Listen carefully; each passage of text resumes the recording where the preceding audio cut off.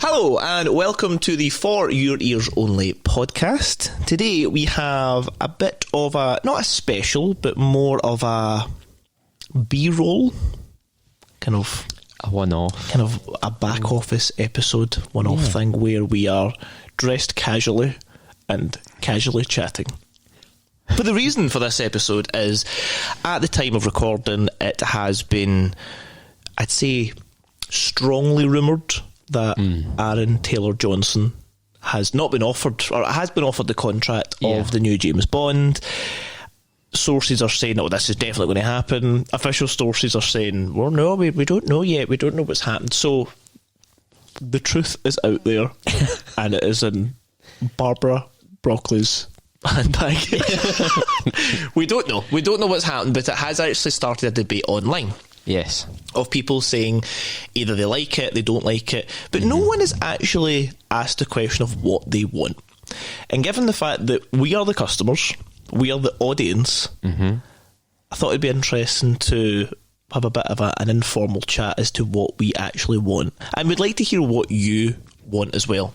Not what you think, not what you predict is going to happen, but what you actually want from not just the Bond movies, but more so the Bond brand. Because in my opinion, there was a good, let's call it 10, 15 years where the Bond brand was the highest it's ever been. And then it just fell off the face of the earth for some other reason for that. And yeah, we're going to go through that. So I want to start first off, because we've actually not spoke about this. Not really, no. Aaron Taylor-Johnson, what is your thoughts on the casting if it is true? If it's true that Aaron Taylor-Johnson is going to be James Bond, I think it's a good shout. Okay. What direction do you think they're trying to go in? Oh, wait, what work has he done that they've maybe used as an influence? I think probably they've watched his most recent stuff. I would say Bullet Train. With the moustache and with the moustache. Cockney accent. Yeah. Even though he has the accent and the tash, I think that's probably what they've looked at as a sort of audition, unofficial audition. Okay. And said, just the way his character is, you can pull off action in it. He wears a suit well, even though it's kind of casual in that film. But he suits it. Okay. I didn't know he was English. I thought he was American. And he's English, so he passes that test. Unofficial test, but yeah. Do you think, though, I don't know, like, I think he's the right age. He's the right age for He's the right longevity. I think he's the right look as well. But then, I don't know, a lot of people are putting pictures of him saying, oh, like, look at his physique. That's, but I'm like, is that, I thought we were maybe past that. I don't think he's as hench as Daniel Craig was. He's a different planet from Daniel Craig. I think if Aaron Taylor-Johnson wanted to look big and menacing, he could. Of all the cast that's been put forward so far, he is the most, I don't know, Hollywood physique. Yeah.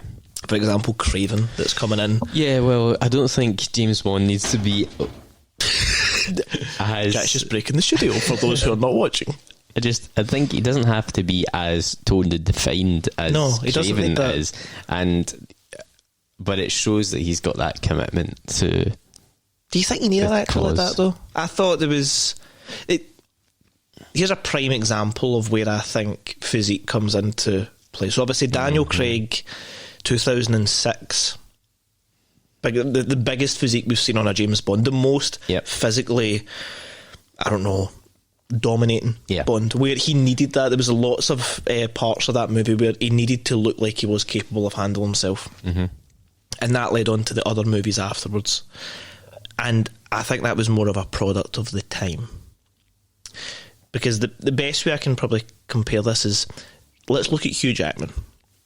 Hugh Jackman, first X-Men movie, early 2000s. Physique was not a thing. People didn't care. Hugh Jackman was a I don't know, healthy looking guy. He did have kind of big shoulders, but he didn't have big arms. Didn't have he wasn't like ripped, like massive chest and stuff. Nothing like that. And all the other movies around that time had the same thing. You did not need to look big or I get that. monstrous. That wasn't a thing. This comic book thing was Pierce Brosnan's physique. I was going to say, Pierce doesn't have any muscles. So. Aragorn, like, again, you didn't need... Sure. The whole protagonist didn't need to do it. If anything, you were trying to veer away from that, of this. It's the whole Hollywood thing of, all right, they've got a shirtless scene. That was never a thing. Like, Pierce Brosnan in Die Another Day, when he's like in his like hospital gown pyjamas and his big beard and things, that was never that didn't matter. People, the audience didn't care. No. That was the whole thing. They didn't expect it. But then you stick on the Hugh Jackman thing, what happened?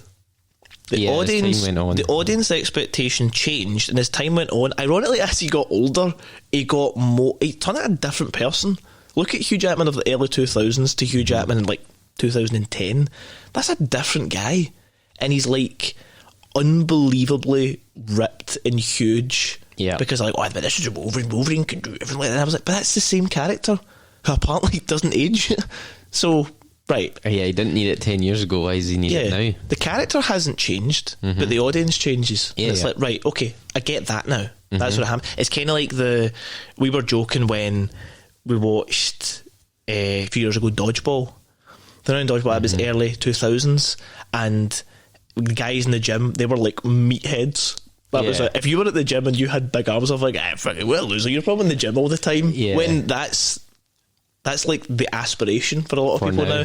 And then you look at like in the same movie of Dodgeball, female physiques, early 2000s, even like American Pie and that, the female physique was just skinny. That was it. Yeah, that was the ideal thing. And then 10 years later, it completely changed. Everyone's like, about she's getting no arse. That's like the whole audience things changes. So I don't know. Are they looking to continue that trend? Well, I was going to ask, are you expecting them to do like a big U-turn on that? No. Are you expecting them to double down on this? If they hire someone like Aaron Taylor-Johnson, there undoubtedly is going to be a shirtless scene. There's no doubt about it. And if anything, movies kind of like having that. But who's that for?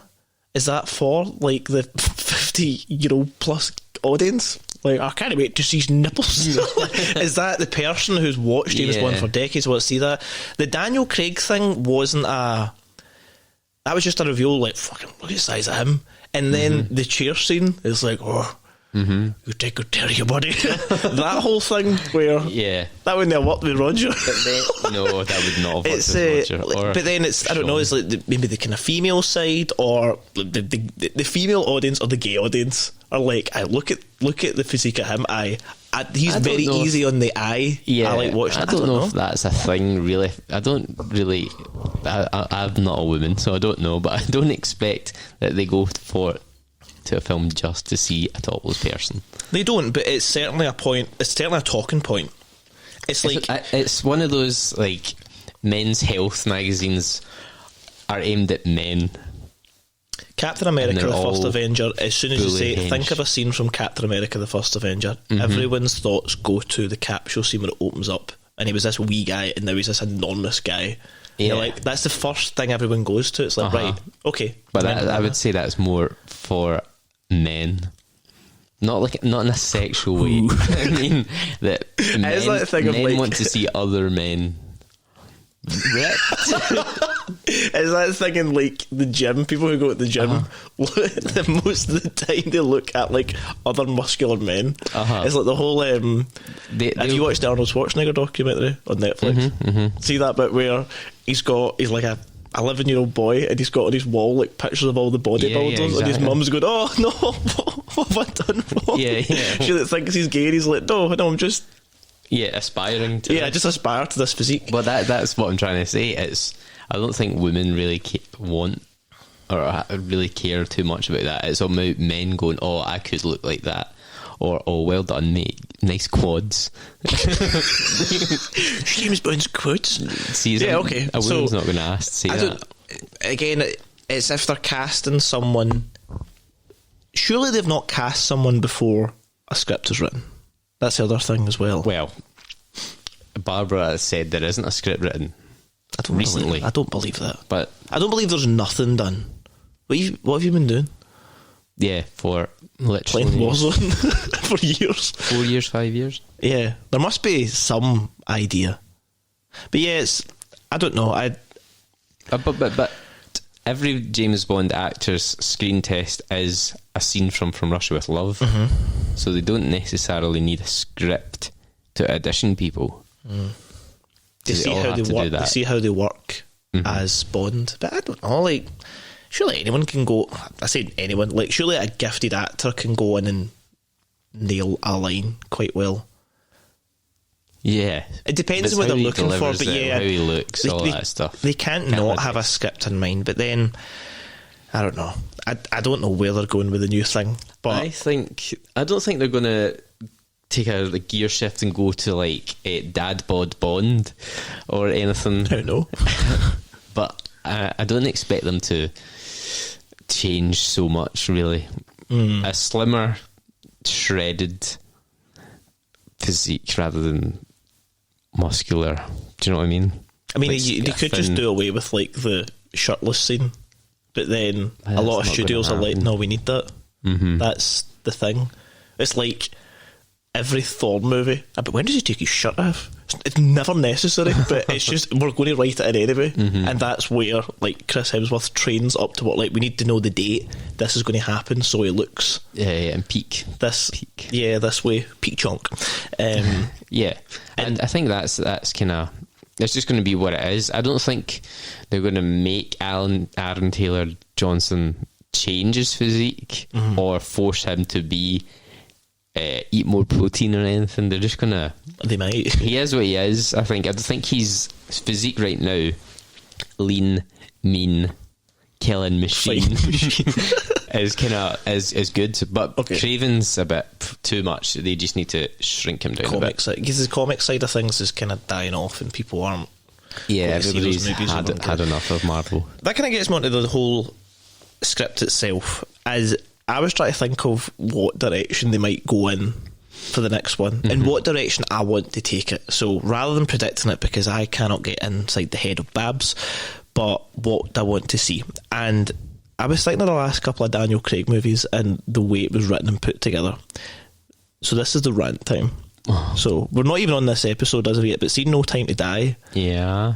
I actually think No Time to Die is a terrible movie. Okay. Now that I think back, and here's my reasons for it. It's actually the movie's well made. Like, stunts, everyone involved in the movie. Great. All the acting is good, great in some cases. It's Daniel Craig's worst, I think, for acting. Okay, but I think the story is just fucking insulting. The script, yes, I just think the story is just. There's no threat. There's at no point did I care what happened to anyone in the movie. Yeah, so we're not talking about the ending. We're talking about the script. We're talking about overall. everything to put together. Right. I just thought it was so. Do you know what the best word to do it? Sterilised is the best word I could do it. Right. It was so sterile. I didn't care. I've watched it twice in my life. Watched it in the cinema, and I watched it when it came on Amazon Prime. Because I was like, it's all right. People have a problem with the ending. I have a problem with it. I think that the villain didn't really explain what his point was. Did not care who it was. He wasn't threatening in any way, shape, or form. Blofeld they had in a chair and then just killed him. Like this, clearly the best actor on set. Let's just have him a bit and then kill him. Daniel Craig is a really good actor, and in my opinion, his best acting was Casino Royale. You're going to have a hard time topping that. In this, he had loads of they made him have loads of random emotions for some reason. I don't really understand why. That was like the whole bit when he's saying "die." Yeah, that whole scene silly. was just cringy. Yeah, silly dialogue. That. Yeah, it jumped so quickly from one action scene to the other. They spent most of the time, I think, just throwing darts at the map, like an atlas, and seeing where can they film next. Who cares? Not been before. Yeah, we'll go to Scandinavia. Why? Why are we going to the house is there? But why is the house there? You set the house there. Why is that? Oh, this was Mr. White's house. Who's Mr. Of the three movies? Oh, should I remember him? Oh, this is his daughter. Like, that gets on to Spectre. The same thing. I'm just like, I didn't care for anything. For Mr. White. I didn't care for the movie Spectre at all. I can't even remember why James Bond was in a chair getting a drill into his eye. I don't really think James Bond should have been in that situation anyway. And another point of Spectre is, again, they spent so much time in flash, no substance. What's the car? Oh, let's just get the latest Aston. Why? Fuck it, they gave us it. What we're going to do at the end? We're going to have a big ending. We're going to have the biggest explosion in cinema. Yeah. All right, why? It's impressive. Does it lead to? It's just two characters looking at an explosion. Yeah. I feel nothing. There's nothing about this where I'm like, oh my god, like, well, this is impressive. Octopussy had more intensity than both of those movies combined. Wow, that's a statement. There was not, like, they were trying to make it sad at the end of No Time to Die. They gave him a daughter. Yep. Yes, there's a threat there. He couldn't meet these people anymore because he might kill them, and it's like, right, well, you don't need to die. Like, you don't need to sacrifice yourself. You're actually not sacrificing anything. Mm-hmm. You've done your job, and now you're just sitting on top of a roof waiting for missiles to come down. I'm like, right, okay, I get that you're trying to wrap it up. It just meant nothing. There was no threat from anyone. Some wee guy with a tash started the whole chain of events, and then died. And then you've got a traitor of Ash. Logan Ash. Don't give a fuck. Like, literally, he was in it for one moment and then he's a traitor. At no point was anyone suddenly going, oh, he's the traitor. Like, yeah, he's only just been introduced. Who cares? There was too many people thrown in. Same with Spectre. Best thing about Spectre was Monica Bellucci, who was only in it for 4 minutes. And yeah, like, to go Casino Royale, yeah, let's go for that. Very aggressive, raw Bond, try to learn thing, making mistakes. You're with him in that journey and what's going on. The plot makes perfect sense because it's like, okay, we've got this guy who has tried to blow up an airline to short the stocks. We know who he is. We don't have enough resources to take him down at this point. What we're going to try and do is bankrupt him. He's trying to raise cash by playing poker.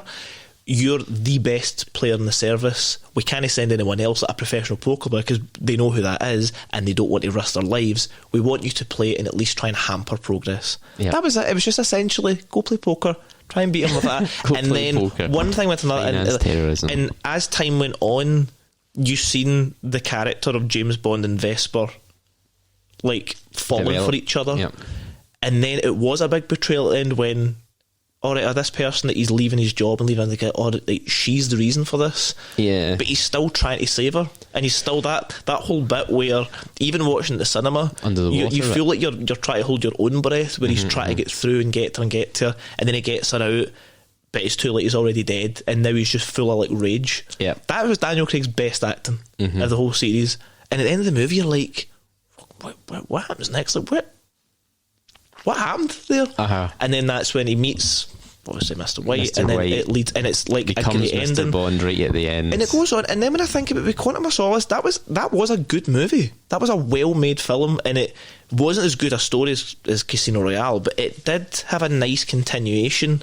Yeah, from straight after it. Yeah, from where it was going. Great action sequences, and the story did kind of make sense. You know, it was someone who was attached to Mr. White, who was part of Spectre, who was trying these other, Quantum, who was trying these other things, and it made sense. And I felt for the character, and I felt for the person who was there saying, you know, this general killed my family and stuff like that, and like raped her family and things, and you feel like actual anger and you're towards him. Yeah, when she's telling the story in the cave, and he's trying to train her through keep your breath low and all that stuff. And this is how you kill the building is burning down, and there's actually no way out here. Like, we're actually, like, we don't know how to get out. And at the last moment, he manages to get out, and I'm like, right, I feel urgency, I feel panic. That's what I should feel for this character.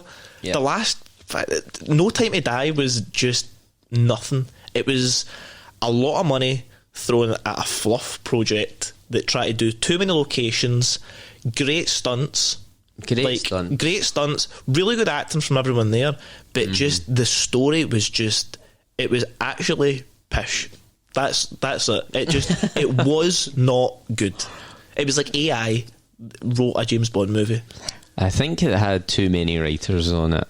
As we know, there was like the usual 2 writers, then they brought in Phoebe to kind of sanitize it, modernise it. I think that's because I think a lot of people, Phoebe Waller-Bridge, is that it? Because I've heard a lot of people saying, "Oh no, this is what ruined it." I don't know anything about her. I don't know who she is. It wasn't ever disclosed what like scenes she wrote or rewrote, so then you get you don't know if it was her. The director like hated old Bond movies.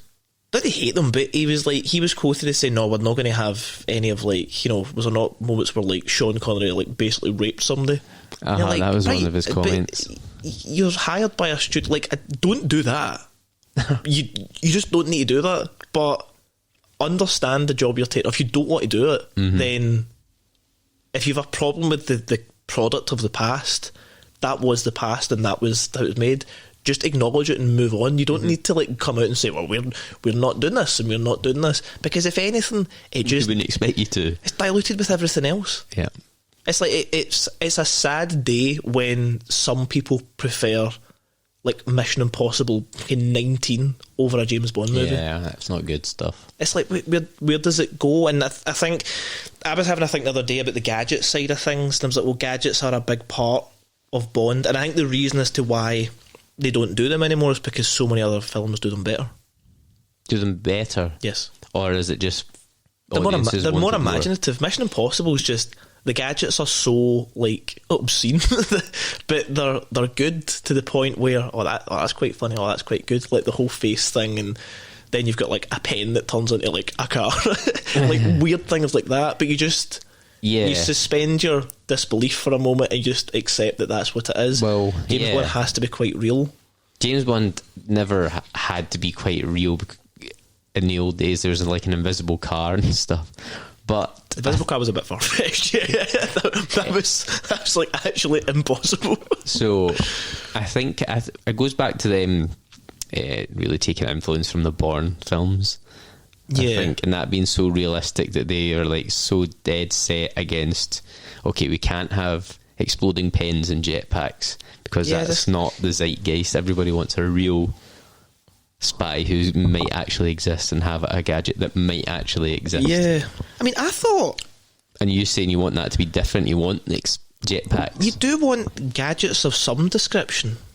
You it's funny to have something like that. It's like a part of the comedy of there. Like, yeah. See the last modern Bond movie which I think got it spot on, like got it so right, was Tomorrow Never Dies. That was just a phone, an everyday item that everyone had at that point. Just a phone, and it's like, what does it do? Oh, it's a fingerprint scanner. Okay, cool, that's cool. It's also a stun gun. All right, that's fine. What else does it do? Oh, you can drive the car with it. Back then, you're like, that's not possible. Now that's very possible. You could drive. Yeah, you could do something like that, and I think it wasn't so impossible that you couldn't believe it, but it was quirky enough that it's like an everyday item. That's the point. It should be an everyday thing. Like Die Another Day, where they had the ring that was like it could shatter the glass. That's really good. Cool. That's a thing that came in very handy at a point. Shoehorned by the plot. Yeah. So it made the car was a bit of a novelty, but it had lots of cool gadgets. And if anything, that car chase scene was great. Excellent. Because the villain also had gadgets as well. He also had like missiles coming out the car, and it's like, right, well, this is interesting now. Yeah, it's like, oh, okay, well, this is almost not Bond that he's matched, but kind of like the opposite side of things. So yeah, I don't know. I miss that where. Again, it's a weird one where we are the audience. We're always going to go and see a James Bond movie when it comes out. Yeah, no matter what. But then, so here's the other thing. What is a studio looking for? I know you don't know the answer to this because you are not a studio. But or am I? Another thing I was thinking of is, are they looking for essentially the bottom line? Are they just wanting as much money in opening weekend as possible for some reason they're like hell bent on just breaking records for some reason. Like, we did the biggest explosion and we've got the most fatalities on set. Like things like, I don't know what they're looking for. Are they wanting people to watch it again? Do they care now since Amazon has the right? I mean, does it matter if people go to the cinema? Is that, do they really? I think they do really. I think they're kind of so determined that the next Bond film has to be, because it's a rebirth, new actor, new this, new that, new decade, it has to be $1 billion film or it's a failure. I mean, I think they're stunted themselves by it. They're like too scared to do anything because that might not achieve their goal.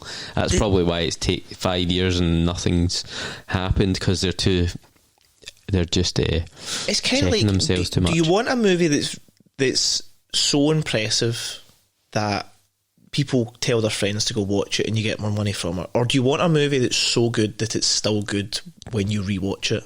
Mm-hmm. It's not like, of the latest movies, Casino Royale, Skyfall, I could watch them again and I enjoy the other them ones every time. Would pass on. Quantum of Solace maybe, because it's quite action packed and it's pretty good. No Time to Die I'll never watch again until I have to. I don't have that. Spectre, I just did not like. I don't have Spectre your same rage and negativity for those two films. Have I missed a movie out? No, there was only 5. Only 5.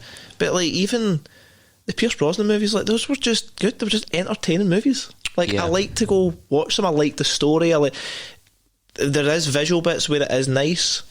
Well, we're heading into the Pierce era and we'll probably get more into it, but that was kind of like, I felt the 90s and Pierce was like the amalgamation of all the actors that came before, all the cherry picked all the best parts, and then he just he even looked the best James Bond for me. So he just had all the qualities that over the last 40 years they'd seen the trends of what worked best and just put it all into his films.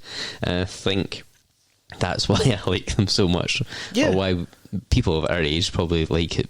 They're so rewatchable. It's like there's not really a stale moment. You are just constantly looking for the next thing. He has all that stuff. He's distilled all that came before him, and then when they try to restart everything with Daniel Craig, it's now like, do we continue that trend or do we go for another slant that we have to make up and take a punt on? Guess, are people actually going to like it if we go back to a comedy Bond?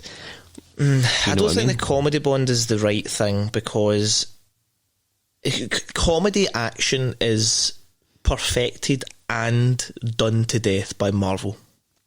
Guardians of the Galaxy is I can't even think of a better example off the top of my head. Guardians of the Galaxy to me in the last 10 years is the best comedy action series. All 3 movies are great. It's not like the quality dropped off. They're actually probably the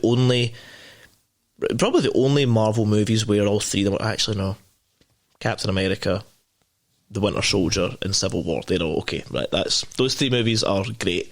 But Guardians of the Galaxy, in terms of comedy and action, were like spot on, like really, really good. Quite emotional as well, and like a really good story along with each thing. But it's interesting you said that about Pierce, because at the start I mentioned there was a point in history where I think everything worked really, really well together, and they went away from that. And there's going to be a small rant here as well. So I thought we're still in the first rant. Oh no, it's fine. So 90s, you've got Pierce Brosnan into the kind of 2000s. This has nothing to do with Pierce Brosnan per se. This is more to do with the whole branding. So I think most people will say, well, the James Bond world is movies. And that's not true, because it's books. It's based on novels and short stories. So it can be anything you want it to be.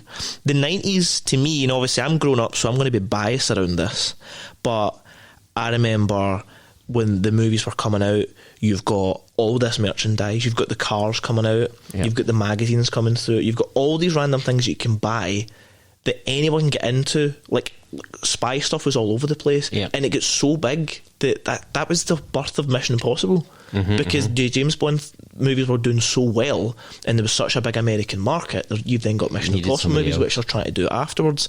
And if anything, I think the late 90s into the early 2000s is the perfect spy thing, because you've got the spoofs, you've got Austin Powers coming out, you've got Spy Kids coming out, you've got all these things, this massive brand of spying. None of them doing real spying, but it doesn't matter. It's cinematic spying, and that's what matters. Like, I had spy toys when I was like a child. I had a gun when I was a child, and I don't live in America. Yeah, like I had that as well. Everyone had gun. Like, you pretended to be James Bond. Yeah. So all the branding was there. See, nowadays it's like an actual piss take, See, if you go to James, merch, what is that about? When, those like, teddy bears. It's honestly like, it's actually quite disgusting when I think about it. Like, you go on, it's like, oh, you get this is the golf balls from Goldfinger. They're like fucking 90 quid. Like, what can a young boy or child buy to get them into the films nowadays?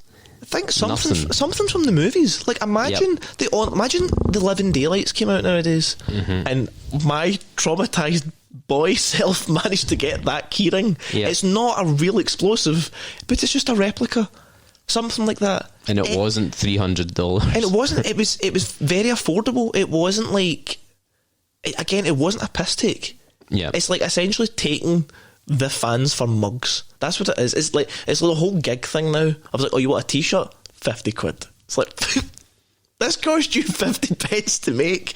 That's how they make the money. And it's like, listen, you make movies, and I'm going to pay my money to go see a movie, and I want to see a really good movie, and I want to see a movie where by the end of it, it's been such a good story that I'm going to go watch it again. And it's been visually so good that I'm going to go watch it again, and I feel for the characters, and that's how it should be. And again, the Bond moments, I can't wait to tell people about the Bond moments and talk about it. That's the movie side of things.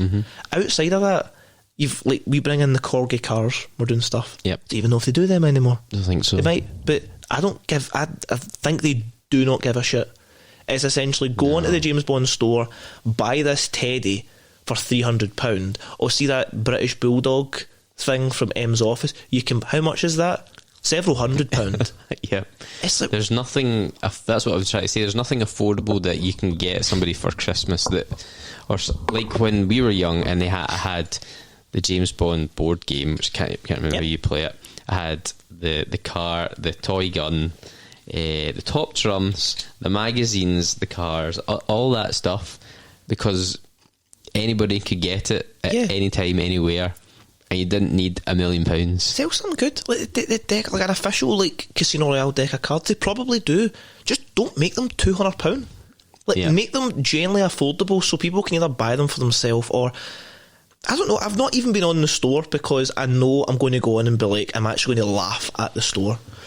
Yeah, I think their target demographic for the store is like 50 plus disposable income, who can, like, with the memories, I remember when I seen that as a child, I don't mind spending £100 on 3 golf balls that I'll lose in the rough. Maybe that's it. It's like, that's what I mean. They're not targeting new young kids who are then going to love James Bond for the rest of their lives because they were priced out.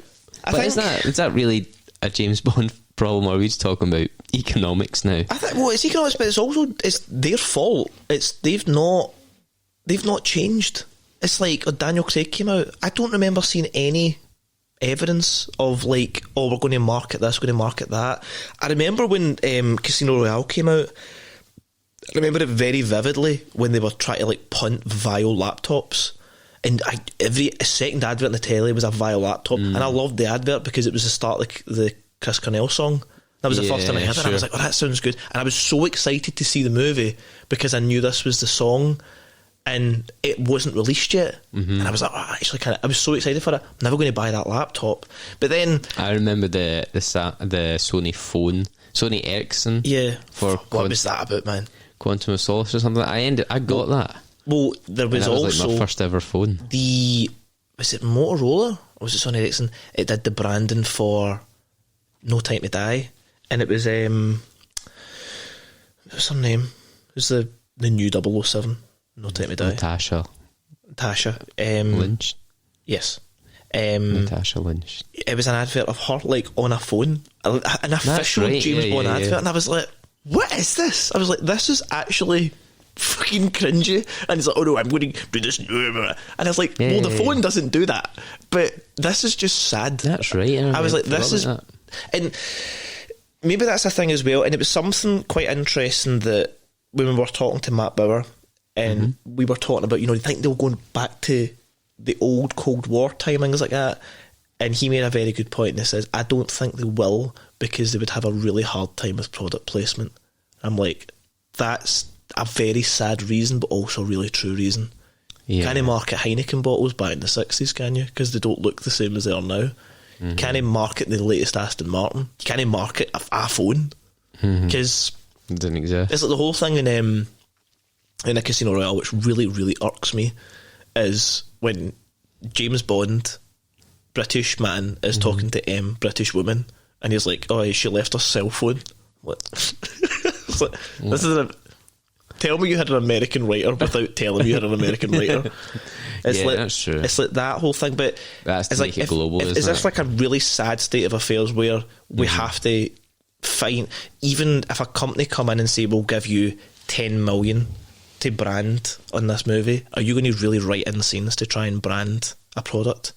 I'm like, listen, see, if you want to make 10 million, find something in the movie which you can sell, or that something that people are going to buy. Do something that way. I'm trying to even think of something off the top of my head in No Time to Die that people could buy that's not too expensive.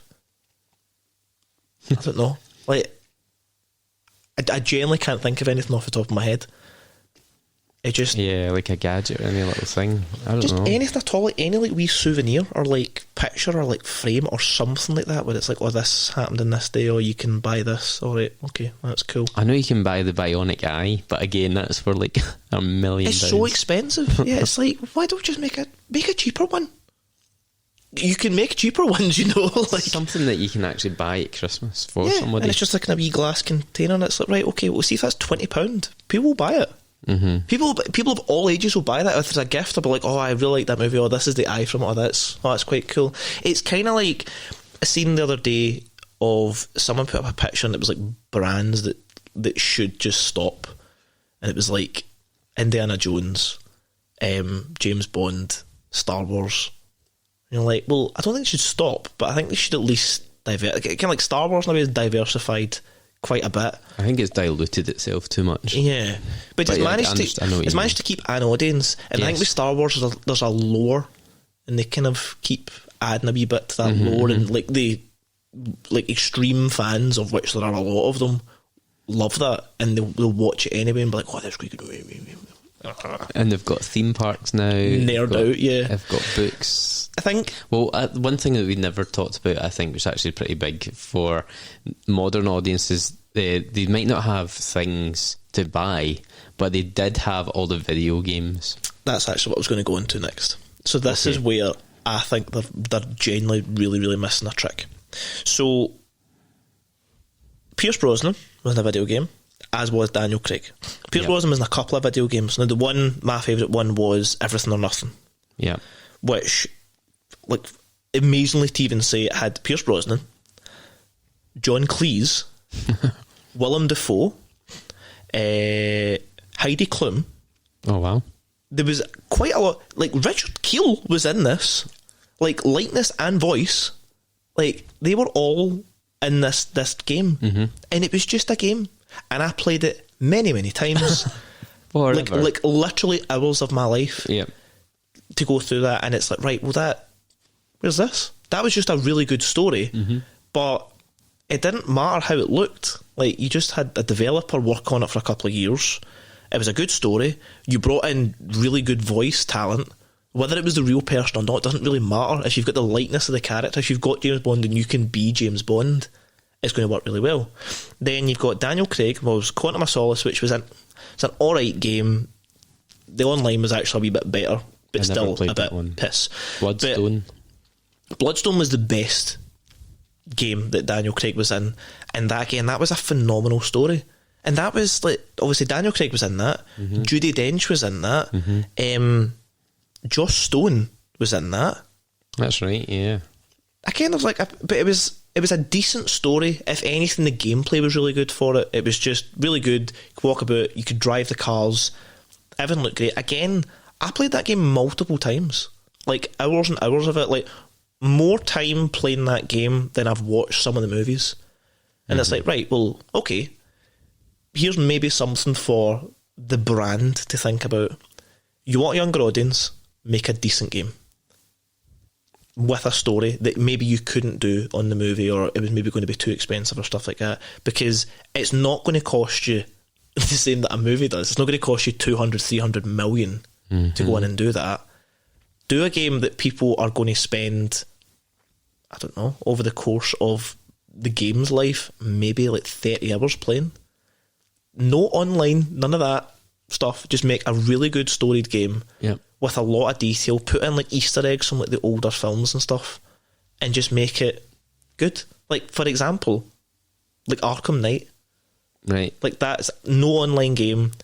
That's almost 10 years old, and it's still better looking than most games nowadays. Yeah. Which everyone agrees on. It's still the best story. I have played that story through well over 20 times. And it's the same story, but people still find new wee things. Yeah. And it's like, well, that's not a Batman movie. But I have spent a significant amount more time playing the game than I have watched the movie. And sometimes I'll play the game and I'll be like, I'm going to watch that movie again. That was quite good. I'm going to watch that. Blah. Yeah. No, I was like, why not do that? Like a James Bond game. I'm sure they are. Are they though? Well, I don't think they are. Do you remember the advert? They brought out this weird advert maybe 2 years ago now to say they're working on a game. Wait, but no, this is the mobile game, is it not? No, this is an actual console. They're working on an actual console game, but are they? It was like Agent 007 or Rogue or something like that. I can't remember. But but then in the 90s you've got GoldenEye. Yeah, that's such a still a big hit. Yeah, and then you've got the other games that came out. You've got like the Tomorrow Never Dies like PS2 game, which I thought was alright. I did play a lot of it.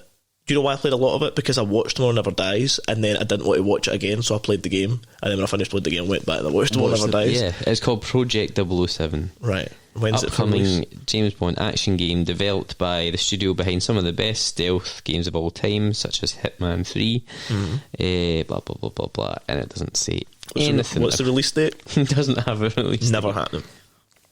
happening.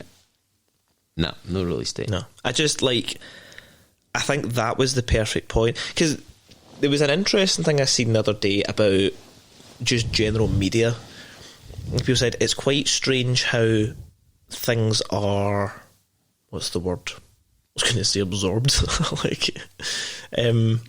So you've got music, games, movies, TV show. Yep. Don't know, maybe books, something like that. Maybe literature, yeah, maybe. Yeah, so like, how your favourite movie? How many? Don't you tell me? How many times have you watched your favourite movie on average? Just guess. Actually, not that often. Probably between 5 and 10. So like 7 or 8. Yeah. And the movie's a couple of hours long. Yeah. Your favourite TV show? How many times have you watched your TV show? So many times. Was it Simpsons? Either The Simpsons or Doctor Who. Well, I mean, from start to finish, like rewatched. Oh right, no, I don't do that. I cherry pick episodes that I like.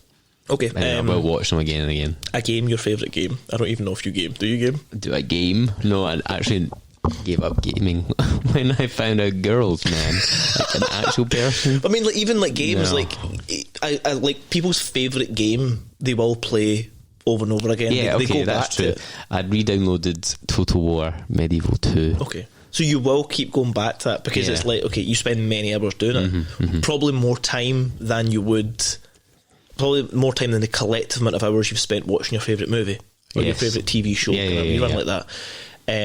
A podcast. People don't have a favourite podcast because this one's pish.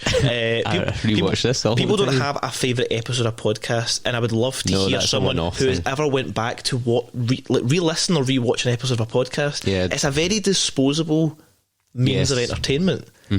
You click it and it's off and it's gone. Even like TikTok. Like TikTok's meant to be you still save your liked videos and you go back and you like watch them and they're funny and things like that. music. How many times have you listened to your favourite song? Right. And for anyone who listens to music, the answer is always going to be into the hundreds. Yes. You must, in your life, your favourite song, which is ironic since it's the shortest piece of content. Yeah. If it was longer, if it was a longer song, you'd still listen to it because you still like the song. And it's kind of ironic that I think they said doing a song, like putting it together, recording it, putting it all together like that, as we know, is going to take a shorter amount of time than doing a TV show or a movie. Yeah. And it's it doesn't make any sense that weeks, if not months, of work goes into 3 minutes. Yeah. And it's never finished. A song is never finished. Like a piece of art. Yeah, a song is never finished. A film is never finished. A TV show is never finished. Yeah. For that, it's the person making it will always go, I wish I did that, wish I did that. Or they'll add something, they'll take something away, and they'll go back. But it's never finished, and it's never going to be perfect.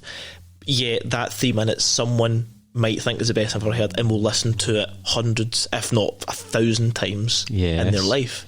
But they don't do the same with a movie. They might do the same with a game. They might go back and they spend many, many hours. Like, for example, recently I've been playing Hogwarts Legacy, and I've spent 60 hours of my life Have you? playing that, going through, which is like below average of it. Like, And the reason that they don't do that for films is, are you saying because films are so long? I just don't. I don't know. Or it's not as all-encompassing as a game because you're not actually interacting with it? I don't know. I think there's more of a. I don't know. Is it more of an emotional thing? A movie should be like up and down. You shouldn't watch a movie and be genuinely happy all the time, unless it's Chef, which is just great. But if you comedy, if you watch a movie, you should be up and down, and by the end of it, you're kind of like relieved in some way. You're like, oh, that was like, what a journey. Worth the ride. That is it. If a song doesn't have it, a song should make you feel a certain way, and by the end of it, you either want to listen to the song again, or you're going off to do something else, but probably come back to that song, or a song like that. But then, to bring it back to like James Bond, Yes. what did they can't just do a movie, bring out a movie and say, right, there you go, either love it or hate it. We've got your money anyway. I don't care. So we're still paying off Moonraker. Yeah. So what you're saying is they can have a film, but they have to have like supplementary content to go with it. Yeah, I think they should. I mean, what like this might be quite divisive, but I mean, a game would be good because it keeps people ticking over. It's something Between interesting. films, it's like, usually. It's like if it's a good story and it's a visually nice game, people will sit and play that, because an average story for a game can take up to like 6 hours. If you're going to do that, then okay, that's fine. Like that keeps people quite happy, and they've got other things they can look at in the game, and you can make it whatever you want it to be. Yeah. And the thing with games obviously is people, you can get add-ons, and you can sell other things and DLCs. You can sell teddy bears for like 30 quid or 300 quid or whatever you want.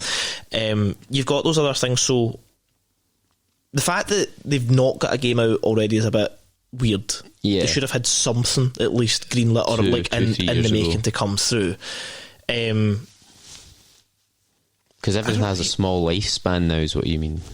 Yeah, well, unless it's really good. Unless it's really, really good. Yeah, but that's only your small retained audience. You're not going to get like massive spikes, or it's not going to be like 100% of your audience is going to stay. You might get like 10% retention until the next film. I don't know. I think that it should work on a basis where they have to have things. I mean, this might be quite divisive, but now I'm thinking about it, like, what about like not a spin-off show, but something that's like just in the background somewhere, like, seen the same way that they did, this is really, really poor example, but the way they did the side show of like Pennyworth. This was a show that maybe no one asked for, but it was just like a Alfred Pennyworth. It was just a side show to see the origin of that. Yeah. Of having something for like Q. Where did Q come from? What was his history? Obviously, he's learnt a lot about building things and being quirky. Yeah. Like that's maybe a poor example, but something like that, like, would people watch that and be like, oh, this is actually really good? So you like the Book of Boba Fett, exactly the same thing that Star Wars The is doing. Mandalorian, Yes. all that stuff.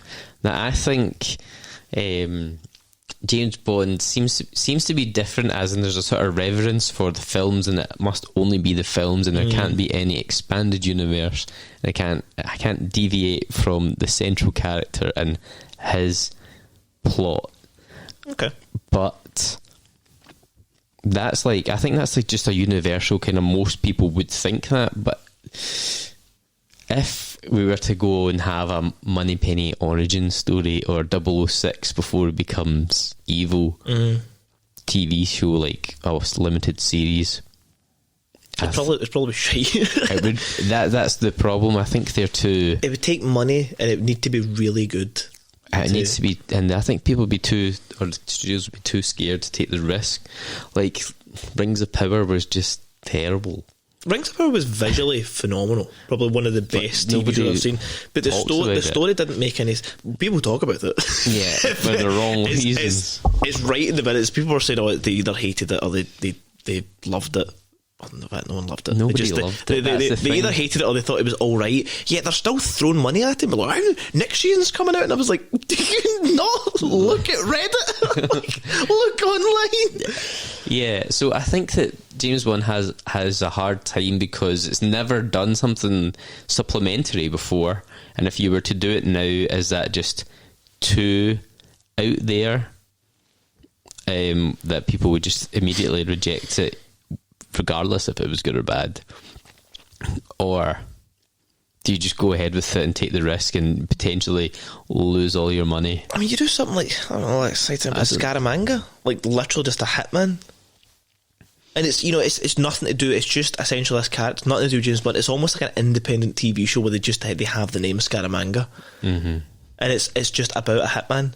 You've got loads of TV shows about hitmen, and it could be really, really dark, or it could be kind of funny, kind of like Barry. Like, I don't know, like, there's a couple of things they can look at it, but I don't know, I agree with your point of saying it does deviate from the movies, and the movies are all about like a big show. But if that's going to be the thing, to go back to my rant about No Time to Die, make it something worth waiting for. Like, yeah, and now we're waiting 5 years, 6, probably 7 before it even hits the cinema. Yeah, it needs to be. That's what I mean by they're crippled by their own indecision. That no matter what they're going to do now, it's, what is it, worth 7 years? Yeah, it's just going to. I don't know. I don't know what I'm doing. And I've explained what I want. I just want like a good story. Like, I don't want a good story. A good story. I want boring. I just want Daniel Craig shirtless. No. I think I don't want. I would love if Chris Nolan did a film, but I don't want him to do a 60s thing. I don't think they would ever greenlight that anyway, for the reasons you've discussed. I don't think they would. Where would their advertising come from unless they do retro advertising? Like a Mad Men thing, but also advertising cigarettes everywhere. Yeah, I think if you were to do the 60s thing, it would be super low budget comparatively to what they were working with before, because they didn't have all the advertising money. And then that doesn't mean you can't have a good film. Like Dune 2 was less than 200 million, and it's like the best film. I don't even understand how that was less than 200 million. I don't understand exactly. It looks so expensive. They've just got everybody. They've hired every actor. I mean, you just stand over there. Christopher Walken was easily 150 million. Exactly. Yeah, see, like that. Like, again, it was just visually it was good. It's a lot of sand. Like, you're just looking at sand for 95% of the movie. Yeah. There's not even an exaggeration. It's they're in sand, they're lying on sand, they're underneath the sand, and at some point the sand is in the air. There's a lot of sand, but it's a good story. And along the way, you're watching as things develop and things develop, and you're like, oh, that's happening. Just, I don't know. I just thought it was so lacking in the latest movies, because I think they were genuinely quite afraid to push the boat out or do anything. I think it's about it. because of the character of James Bond as well. It's getting caught up in the whole zeitgeist, liberalism. I don't know what you want to say, but it's too caught up in that. James Bond is a flawed character. Like, he is very flawed. As much as I think the older movies were putting it together like, oh no, he is the only one who can like save the day. Mm-hmm. He knows he's the smartest person in the room. He's the most capable person in the room. He's the best dressed. He's the best shooter, and all these kind of things. But then, like, the latest ones are like, well, he has a drinking problem. it's like he is a flawed character. He is. I think the Daniel Craig ones, he's a bit of a brute. He doesn't really have any real emotions. He's just like a cold killer. But then that's how the character was written. It was supposed to be. He is a killer who will do anything he wants, and he drinks heavily to just essentially calm the voices in his head of everyone he's killed.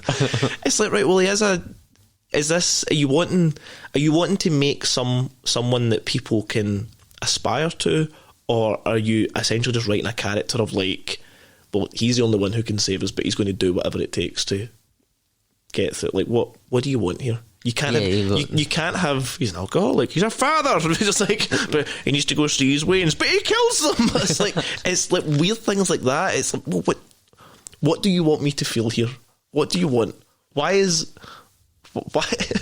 Freddie Mercury in a dressing gown walking through this deadly garden? What's going on here?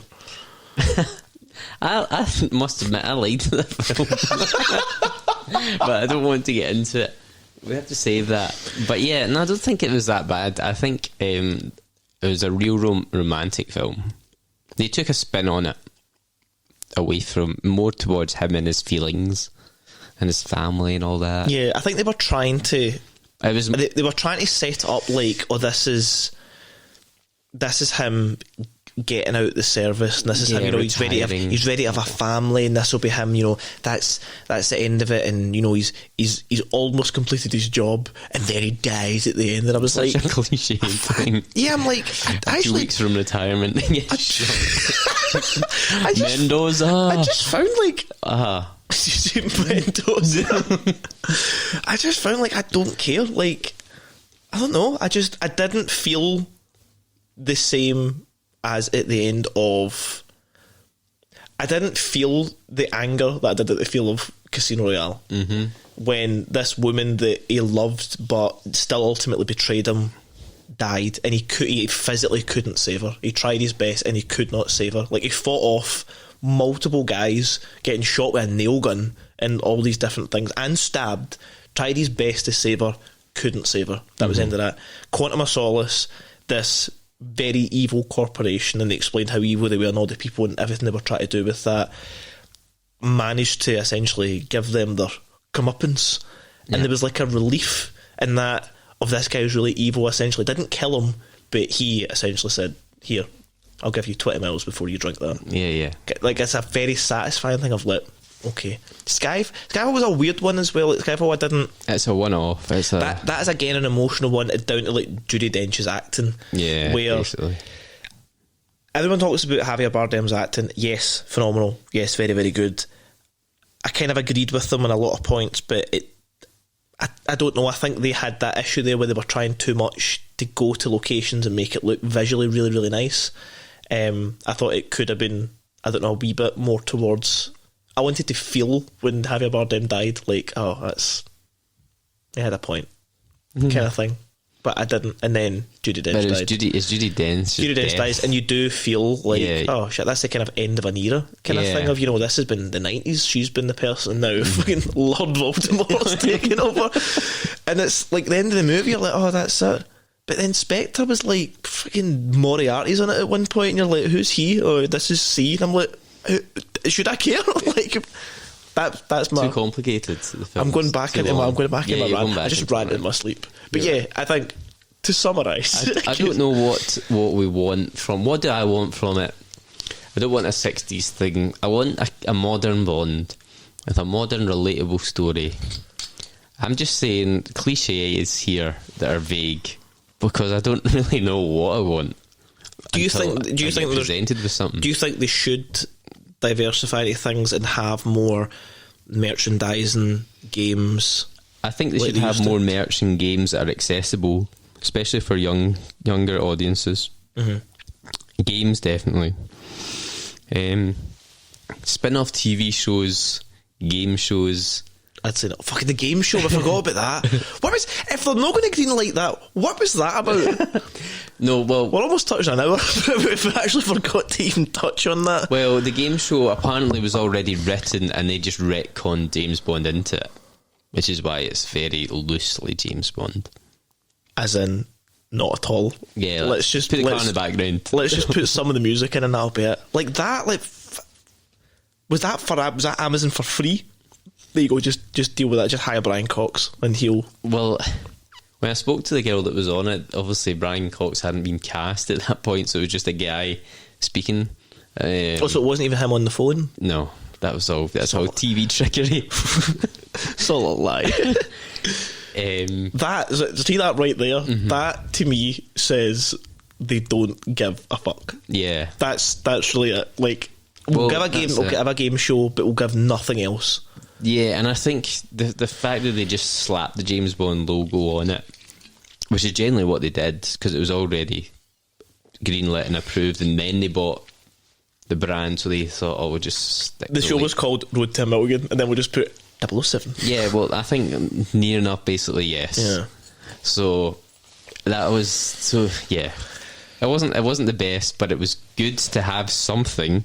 It's good to have something to kind of tidy up and be like, this is interesting. Nothing to do with James Bond, but it was like interesting to see the locations and things in the background. But then you could do that with anything. Didn't even have any fans on it. Yeah, do that with like a game, and then like some merchandising, and even like the mobile game. I was like piss poor. Like what is this? I don't think I even played it. Who was that for? Was that for?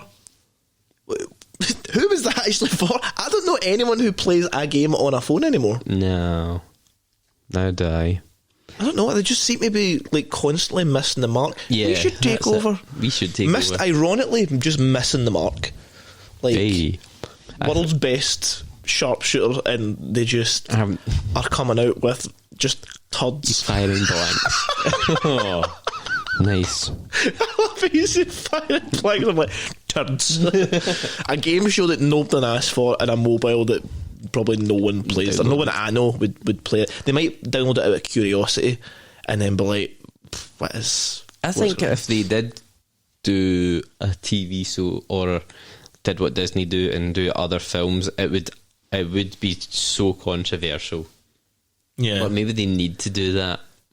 To get... in my heart, I don't want a story about Q. I don't want a TV show. I think, as you said, like I don't think that would work, but I do think some other medium, like something else, like give us something else. Did you see the sort of real life interactive game they've done in London last month or something? What, you go and shoot people? No, it's like basically like one of those virtual, I don't know what you call it, augmented reality. There's like things, QR codes that you scan, and then you read this and it tells you to go here and go there, and you go and do things all around London, and you get to the end of it, and I don't know if you win a prize or something.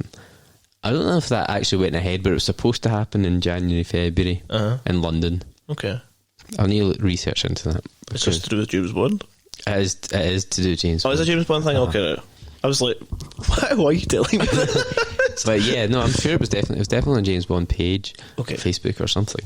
Yeah. But that again, that was limited because it was only for people in London.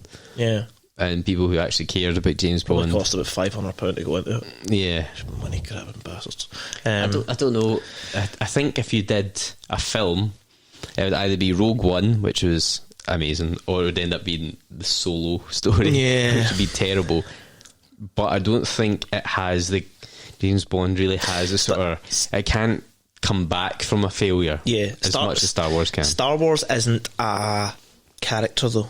Exactly. Star Wars is a universe. James Bond is the character, and it has to be that. It's very much like having people talking about like a Harry Potter TV series, and the Harry Potter TV series is just following the books. That's coming out soon. It's not any other character. It's not like Fantastic Beasts. It's not like Hogwarts Legacy, where you play your own kind of character. It is about Harry Potter, because if he's not in it and it's modern times, what are we even doing here? He is the chosen one. I think if we that's a good example. If they were to make a James Bond version of Fantastic Beasts, I don't think there's a fan base enough for that to carry. No. It's a dark future we have ahead, isn't it? I don't know what I want. What I want is just an amazing James Bond. Anyway, Ian, what we want is like a good story. The visual side doesn't really matter. Make it fine, but just don't focus so much on going to every single continent, because you don't need to do that. Just a decent story. Maybe bring out a good game. Spend a good bit of time and money on it. Like a decent console game. Like if it's a stealth game or something like that, great. Put some stealth, put some driving in it, put some shooting. That's what we want, but just make sure it's a good story and you can play it over and over again. Maybe don't make a TV show. No. Make merchandise which people can afford, rather than like £400 golf balls. I don't know. Bring back, I could say magazines, but people don't really read magazines nowadays. I don't know. Think just like more affordable merchandise. If you make more affordable merchandise, you've got the money to make your next movie. Yeah, basically. I think basically what we're saying is hurry up and do something. Yes, do something. It's been 5 years, and for her to say, "Oh, there's not a script yet," I think that's maybe not so true. A lie. Aaron Taylor Johnson probably is going to get it. I think that is the correct choice. Better than Henry Cavill. Too old. Henry Cavill's too old. If she did come out, and Barbara, and said that she wants someone that can do like 12-15 years. 12 movies. 15 years, which is what, 5 films max? Well, at this rate, that's 1.5 movies. So Aaron Taylor Johnson has the age that he could wrap it up mid-50s, which makes sense. I think he's a lot of money. He should just hurry up and announce it. But side the line. What's the point of announcing it and then being like, oh wait, we have to write a script? It'll wait another 2 years, please. I thought they did that with Daniel Craig. No? I'm sure he was announced like a year before the shooting. Yeah. 2005. So I think but they're not going to write like the biggest comeback movie in 9 months. They can try, as long as it's just not like sterilised. It's just. I don't want to be that guy and say, "Oh, it was so woke," but it was kind of just a bit limp. I mean, if you say woke, I don't know. I think the word woke's just thrown about too much. It's lost its meaning because it meant something completely different, and then everyone who got like offended at or it didn't want to offend someone at something just said, "That's woke," and you're like, "That's not what that means." But just like I don't know. It's just there was nothing. I felt nothing in that movie, like I did for Casino Royale and. The grit, lost the grit. There was no grit. There was no threat. I think that was the other thing as well. I didn't understand the threat. It wasn't hammered into you enough why he was doing it, or really, why he was doing it, what the consequence would be.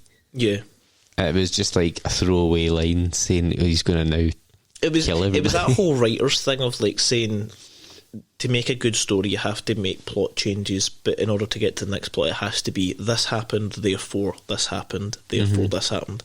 And all that happened with don't tell me that was this happened, and then this happened, and then this happened. It was just there was no reason why he got what he wanted, and then suddenly was like, now I need to kill everybody. Why? Let's save that for the No Time to Die. Yeah, let's save that. Anyway, we'll be going for this for over an hour. So Eon, you know exactly what we want, but we don't actually know. Slice into 1 hour, random ideas. We'll just throw them at the wall and see what you're going to do. But yeah, I'm interested to see what you think with it. So if you have any ideas, then please feel free to comment. Please feel to email us at was it for your ears only 007 at gmail.com? Yes, that's right. I remember the email. If you can email us at that, and yeah, I think that's all we have to say. That's all we have time for. I've ranted a lot, but yeah, you'll catch us next time. Our next episode, we actually have a guest on, but we're not going to say any more about that. You'll have to wait for that to happen. As always, thank you much for watching. Like, the video, share with your friends, watch the previous videos if you've not done so, and we will see you next time. Bye.